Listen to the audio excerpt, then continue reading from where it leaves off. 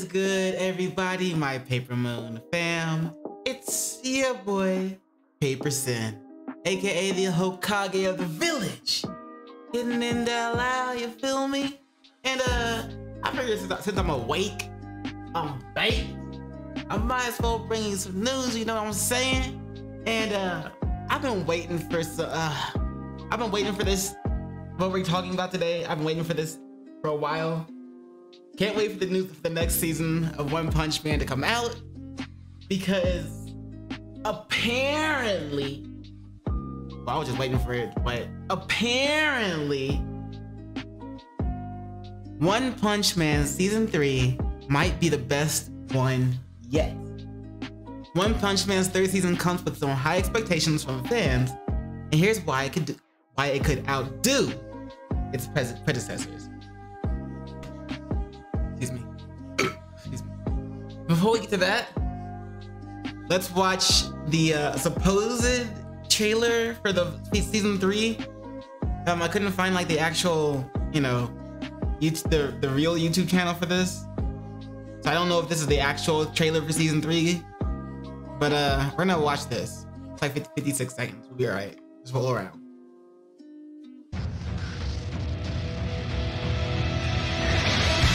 Copyright. Copyright.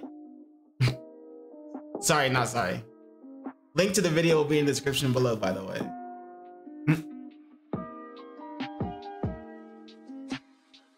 Damn. So more monsters from more people from the Monster Association.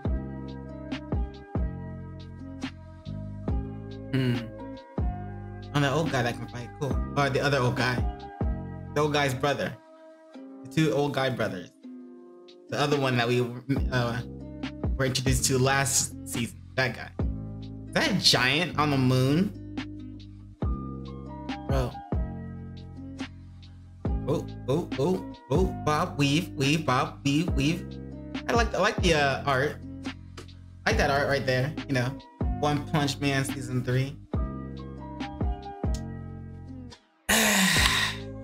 Let's get through this article, because after this I gotta go and do, you know, 100 push-ups, 100 sit-ups, or 1,000, and then 1,000-kilometer run, or 10,000. I don't know. Anyway, that was messed that up big time. So the article reads, I'm kind of excited for this. Like, it's such a good show. But anyway, the article reads, One Punch Man is a series that completely won the hearts of fans when it hit our TV screens for the first time back in October 2015. With its fascinating world, wonderful characters, and hilarious moments, One Punch Man quickly went from a series with a fairly limited following to an absolute superstar hit that rose the heights of anime popularity. And it got thousands of eyes fixed on the manga. This shonen series is one that is derived from a cult classic webcomic written by one that goes by the same name, which he originally started as a hobby. Wow, imagine, see, it was a passion, a hobby, passion. And like, look what it became. So it's obvious, like, pursue your passion and see what happens to it when you actually do that. Okay, however, when the webcomic became extremely popular, it was eventually picked up by a leading manga artist, Yusuke Murata, who, with the help of Supervisor of One, still continues to write One Punch Man. The show was massively successful, allowing it to garner a large fan base in a second season. This season expanded upon the lore of the world, as well as fleshing out existing characters and, at the same time, introducing new heroes and villains. A quick recap. The story of One Punch Man revolves around Saitama, an aspiring hero who has trained himself and his body to the absolute peak of power, to the point that all his hair fell out. Some people, I think there's like a myth out there, or a theory about how Saitama is like a god or something, and he just had to train to reach that, to unlock his potential or something. I don't know. Anyway, the article continues.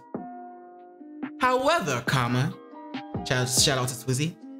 Another unforeseen side effect of this training was that Saitama became so absurdly strong, he was able to defeat all of his opponents with just a single punch, which caused him to be completely bored with his life, as he could never feel the thrill of the fights anymore, and could never go all out as all his opponents were so much weaker than him.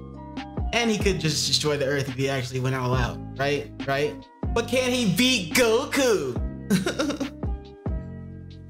Anyway, the article continues.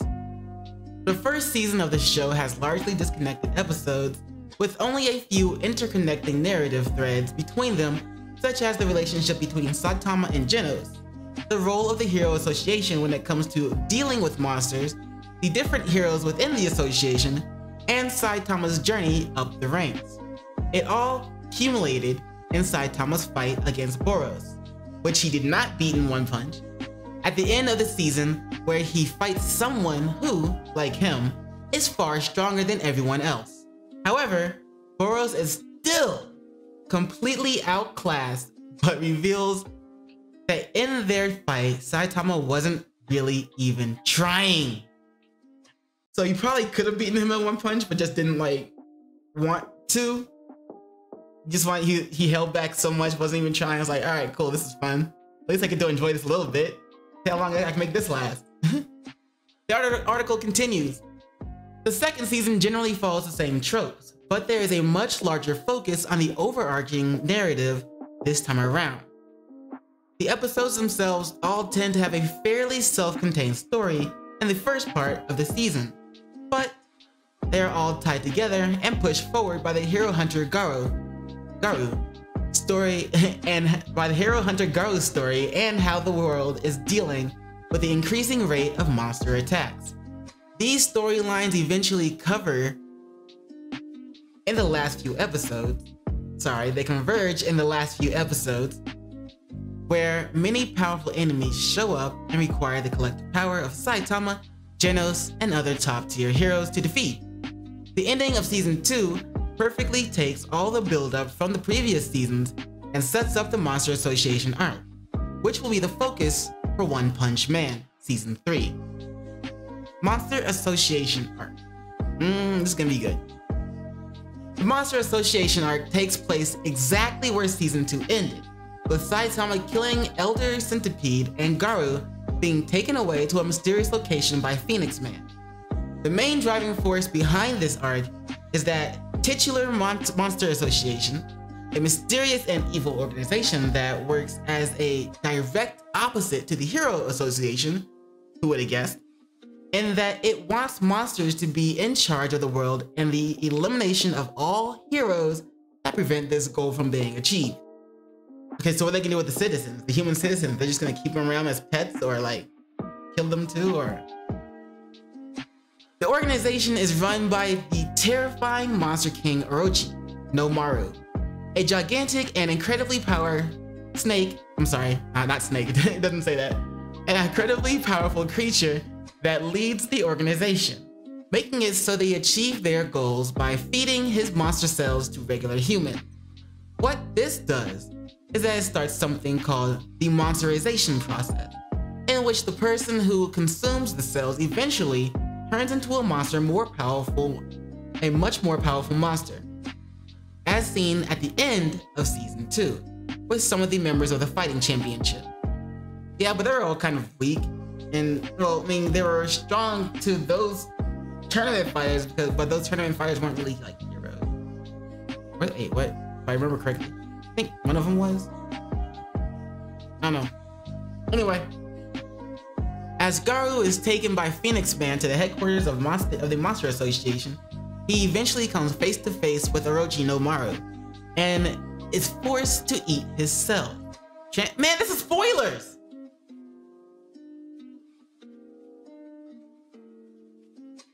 Spoilers ahead. Transforming him into his monster form. The rest of this arc takes place from there, as the Hero Association gathers its resources and tries to formulate a plan on what to do next. with monster attacks becoming more and more prevalent in the cities. At the same time, we start to hear faint murmurs of something that the characters refer to as God. Oh, I didn't know I was in this show. This leads to an overall much bigger narrative that expands the One Punch Man mythos vastly and introduces a plethora of characters that have something or another to do with this enigmatic God. Is that what you want to call me? These include extremely powerful dragon-level threats such as Homeless Emperor, a character who has gotten his power from God, and I don't remember giving anybody power, and finally introduces a character that fans have been dying to see since he was teased for the very first time in One Punch Man, Season 1, Episode 10, Unparalleled Peril. The hero ranked at number 1 in the S class, Blast. Those can be good. The Spectacle. This arc of the One Punch Man manga contains some of the greatest fights and spectacles ever put on the page, something which will translate very well onto the screen. This is because the scale of these fights is absolutely enormous, with entire sections of planets being sliced into open and moons being completely obliterated. Another great thing about these battles is the fact that almost every single character gets introduced in their moment to shine, especially those in the S class, as many of them team up and work together to bring down monumental threats and calamities that threaten to destroy the planet. So multiple S classes have come together? These enemies are far more powerful than most enemies. Well, of course, they have to do better than the last 2 seasons. These enemies are much more powerful than most enemies that we have seen from the series before. At the same time, they are more compelling as well. Their clashes with the heroes of the story are genuinely breathtaking and allow for so many moments that will have each and every fan of the series sitting with their mouth agape at the edge of their seats. Like, your mouth wide open, like, what? Oh my god. Okay, the article continues. One of the themes that the Monster Association carries over from the previous 2 seasons is the topic of isolation and the loneliness that comes with being on a level of strength that is far above everyone else. I know that feeling. Yep. Though this is the case for Saitama, his opposite can be seen with Garou, a character who works hard to achieve a level that he wants to and fights tougher and tougher opponents to get stronger.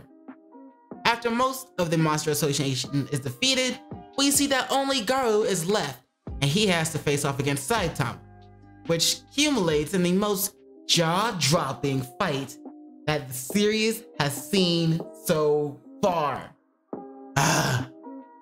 Bring it on! Bring it on! I want to see! The article continues. While Garou is a ruthless villain, we can see that he is not a one-dimensional character.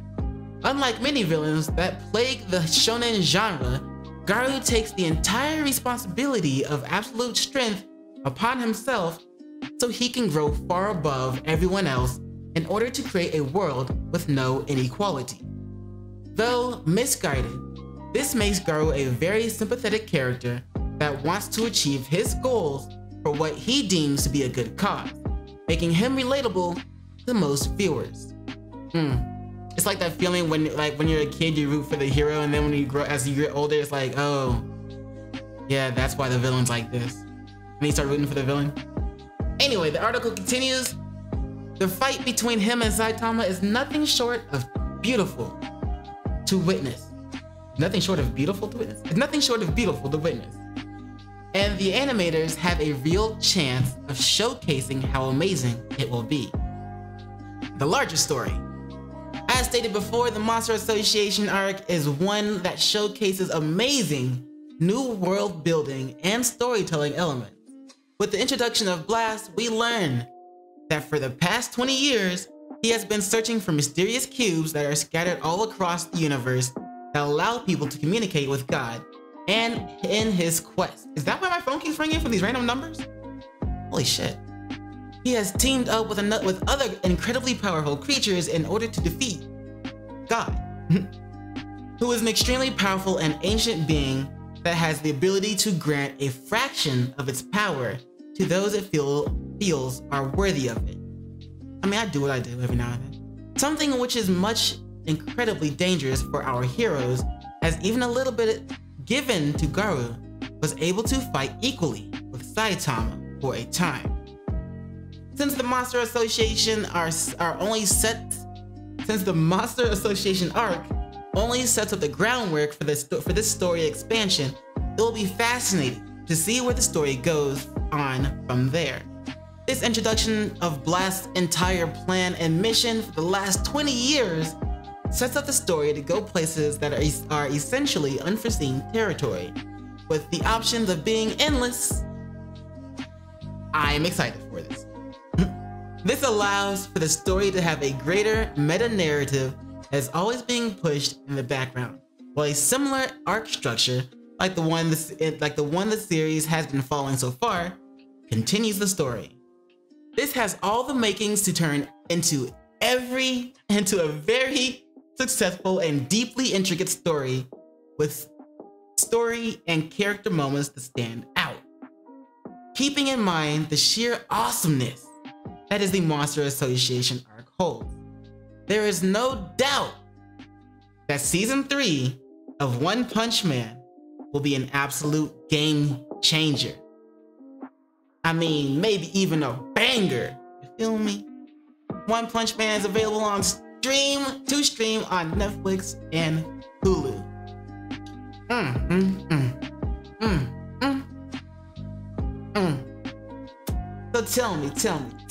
So tell me. Are you ready for this? No, seriously though, are you ready for this? Cause I am like, bruh. The fight with not Garou. Who am I thinking of? The first fight, the fight with the first boss person in season 1. That fight was pretty fun to watch, even though Saitama wasn't even trying. It was still an entertaining fight. I literally liked how he got knocked up to the moon and just held his nose and was like, wait, what? And then jumped back down to the earth. Oh shit, bro. And of course, his whole, okay. That scene, you know what I'm talking about, that scene. But let me know what you guys think about One Punch Man Season 3. Are you excited for it? Do you even know what One Punch Man is? Have you seen it? You need to go back and watch Season 1 and 2 before Season 3 comes out. Which, by the way, it's speculated that it will come out either later this year or early next year. I mean, we still have winter 2023 anime to look forward to, so maybe still later this year. But anyway, yeah, that's about it for me for this video, for this article, for all of this whatever. And you know what it is after that? In case I don't forget to do those 3 things I like to ask you to do, and like, comment, and subscribe. And don't forget to hit the notification bell for more videos. Yeah. And you know what it is after that. In case I don't see you. Good morning, good afternoon, good evening, and good night. Peace. Much love to you.